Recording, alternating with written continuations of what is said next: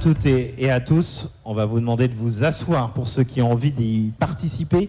Je me présente, je suis Emmanuel Dutheil, je suis le directeur de la rédaction de l'Usine Nouvelle. On est très heureux d'être avec vous aujourd'hui pour parler d'une thématique passionnante, énergie, agriculture au cœur de la transition.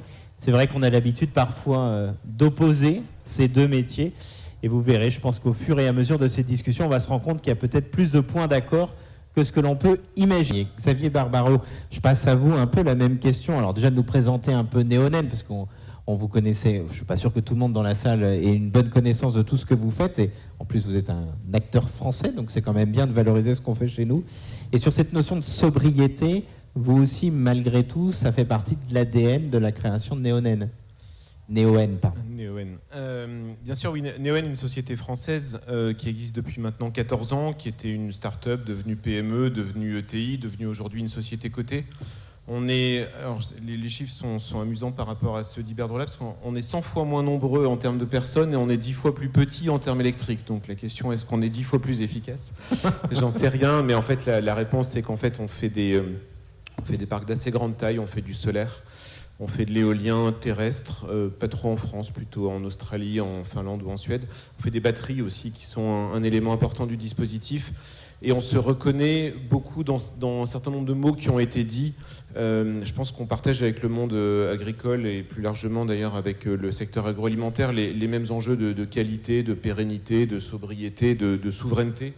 De satiété d'une certaine manière, puisque nous aussi on essaie de répondre à un besoin important qui est celui de l'énergie. L'idée n'est pas évidemment de choisir entre se nourrir et s'éclairer.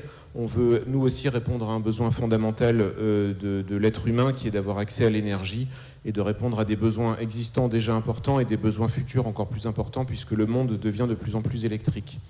Et on ne veut surtout pas s'opposer au monde agricole, on veut s'inscrire dans la même démarche.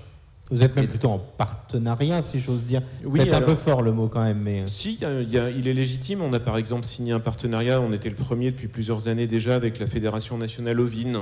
Donc nous, on travaille beaucoup sur la dimension où on conjugue de la production photovoltaïque et de l'élevage. On travaille aussi maintenant avec des cultures, mais historiquement, le parti pris de Neoen, c'était plutôt de travailler sur la partie élevage. Aujourd'hui, les 2/3 des projets photovoltaïques de Neoen en France, et ils sont nombreux, puisqu'on investit à peu près 300 millions d'euros chaque année en France, les 2/3 de ces projets sont à dimension agri-solaire.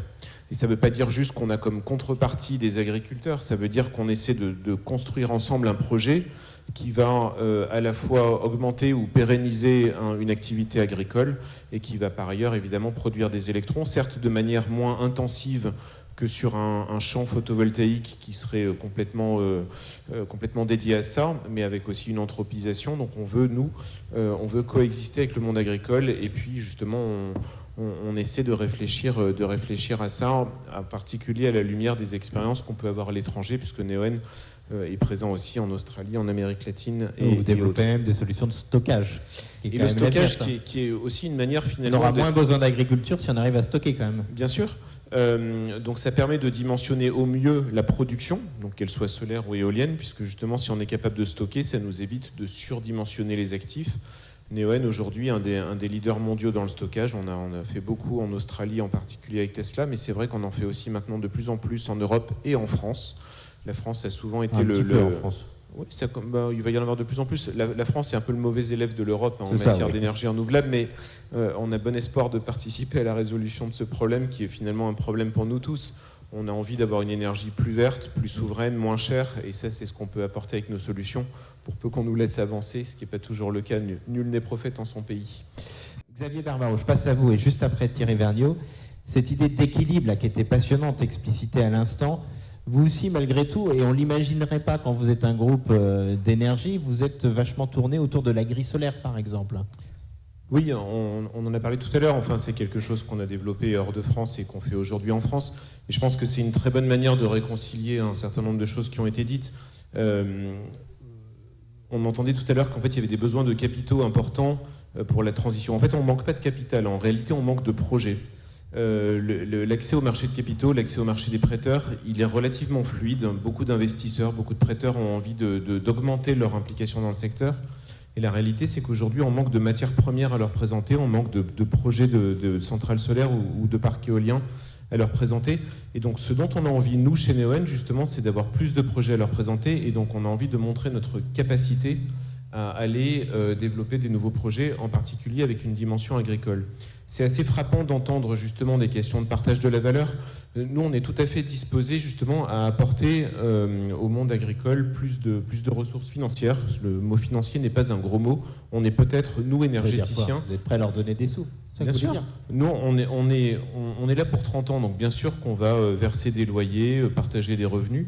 On est peut-être le meilleur canal, on va dire, entre le monde financier, celui des investisseurs, celui des prêteurs, et le monde agricole, puisque justement, nous, on a l'ambition de produire plus. Produire n'est pas un gros mot, et on a justement envie de montrer notre capacité à marier ces deux mondes. Aujourd'hui, on a sous le nez, enfin pas sous le nez de l'autre côté du Rhin, on a un exemple réussi qui est en Allemagne, le mariage du monde de l'énergie et celui de l'agriculture. C'est parfois un peu décrié quand même aujourd'hui. Je ne crois pas que la France, Arnaud Rousseau nous dirait mieux que moi, mais je ne suis pas sûr que la France ait envie d'aller sur un modèle purement Allemagne que d'exploitation à 1000 vaches et de méthanisation à outrance, où parfois on fait plus d'énergie que d'agriculture. Non, je vais rester dans mon domaine, je n'ai pas la prétention de parler de méthanisation ou de nombre de vaches par exploitation, mais les agriculteurs allemands ont bénéficié, au sens financier du terme, de ce que l'éolien et le photovoltaïque, qui sont les deux domaines que Neoen pratique, ont pu leur apporter.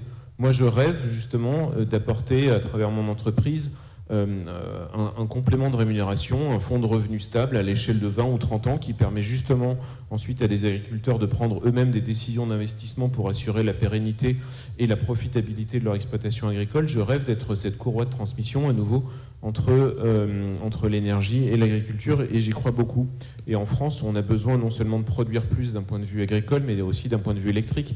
La France était, jusqu'il y a 5 ans, le château d'eau électrique de l'Europe. L'an dernier, je vous le rappelle, on est allé quémander à nos voisins allemands des électrons parce qu'on ne savait plus en produire assez. Et on ne sait pas comment on passe le mur de 2030. Exactement. Et surtout, aujourd'hui, non seulement le renouvelable est une bonne solution en matière de production et évidemment en matière de décarbonation, mais c'est la source d'énergie la moins chère. C'est-à-dire que plus on va faire de solaire et plus on va faire d'éolien, plus on aura la capacité de partager avec le monde agricole la valeur qu'on crée et en particulier les économies qu'on fait réaliser à nos clients. Oui, je parlais de partage tout à l'heure, mais pour fixer les choses, nous, on verse à peu près 10% de notre chiffre d'affaires en loyer pour les différents propriétaires qui accueillent nos projets. Donc plus on grandit, plus on versera de dizaines de millions d'euros, j'espère si possible à des agriculteurs, parce que je trouve ça bien. Et pour prendre aussi le sujet sous un autre angle, pour nos clients, indépendamment des gens chez qui on s'installe, nous, on a l'ambition de fournir une électricité à la fois verte et française, et surtout 20% moins chère que toutes les autres alternatives classiques. Et donc plus on grandira, plus on sera redistributeur, partageur avec le monde agricole et d'autres univers, et plus on sera aussi un facteur de compétitivité pour nos clients, et en particulier pour le monde agroalimentaire qui s'intéresse aussi à cette source d'énergie.